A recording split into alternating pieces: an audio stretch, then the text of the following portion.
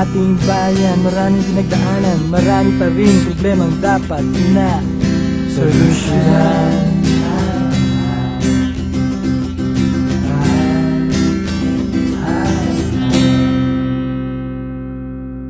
Buti na lang merong mga tao na may pusong hinintuan na handa tayo tulungan.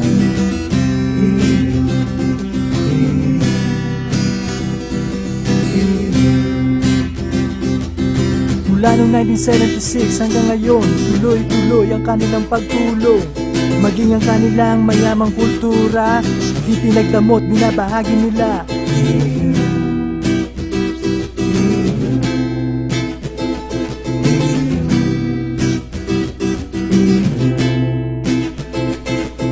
Luzon, Visayas at Mindanao, bawat sulok may ongoing progress.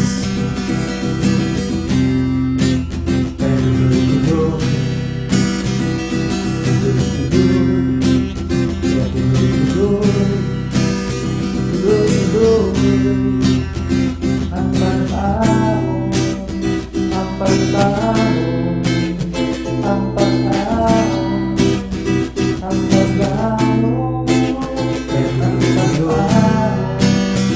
ang pag-aaw, ang pag-aaw,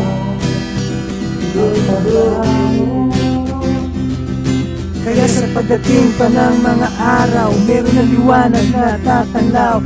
Salamat sa iyo in the Philippines, laging nandyan kaagapay natin.